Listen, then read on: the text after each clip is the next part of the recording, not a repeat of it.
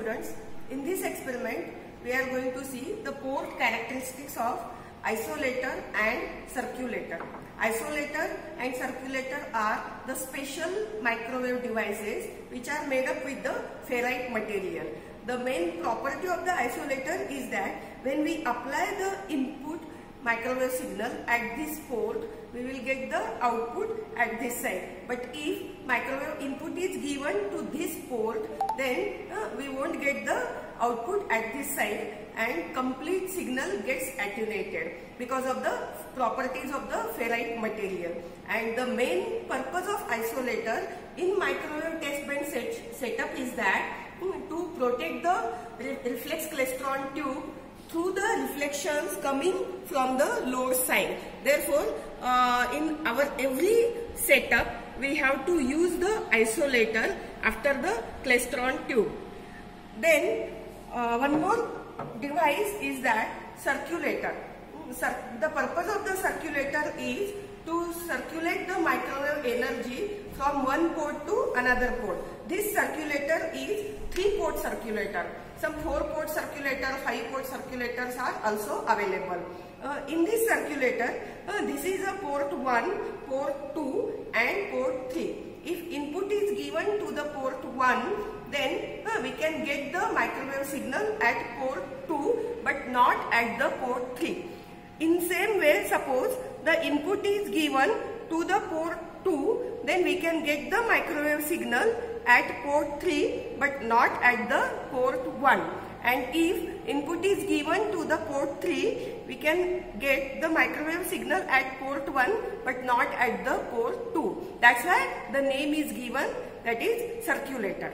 Now I will tell you how to take the readings using experimental setup.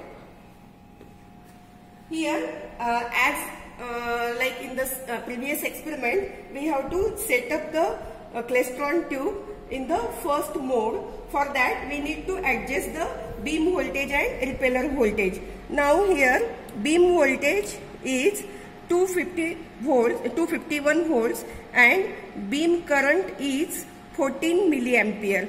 And the repeller voltage is required to generate the oscillations in the klystron tube, and at the first mode the repeller voltage is applied here, that is minus 105 volts. And you can observe on the CRO the first mode of the repeller voltage is set up, and this microwave signal we are going to apply to the isolator to take the readings.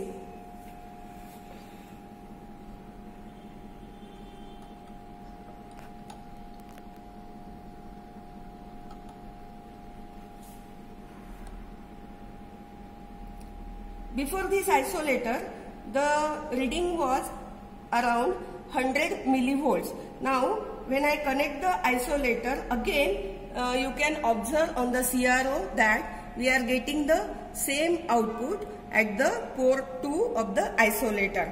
Now, suppose if I change the input side of the isolator, and if the isolator port 2 is connected at the input side and port 1 is connected at the output side, you can clearly observe here signal is attenuated and there is no output signal on the CRO. Therefore, because of the ferrite material, the isolator is used for the protection purpose in the test bench setup.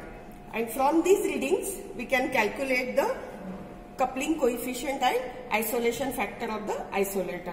In same way, you can take the readings for the circulator also. Suppose input is given to the port 1 of the circulator and detector is connected to the port 2. But remember that at the same time, you have to terminate the port 3.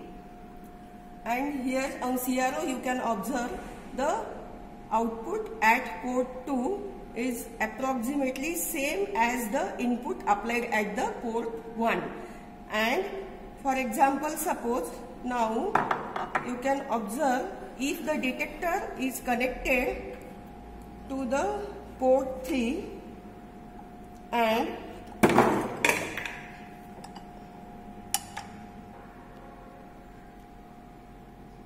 okay, now you can see here again input is given to the same port at the port 1 and port 2 is terminated with match load and the detector is connected at the port 3. You can observe on the CRO very minimum signal we are getting at the output. It means the circulator is used to circulate the microwave energy only in the one direction. It means that is, suppose input is given to the port 1, we can get the output to the port 2, not at the port 3. And from these readings, we can calculate the coupling coefficient and isolation factor, and we have to repeat the same procedure for port 2 and port 3 also. It means we have to apply the input at the port 2 and we can measure the output at port 3 and port 1, and when input is applied to the port 3, we can measure the output at port 1 and port 2. In this way, we can perform the port characteristics for the isolator and circulator.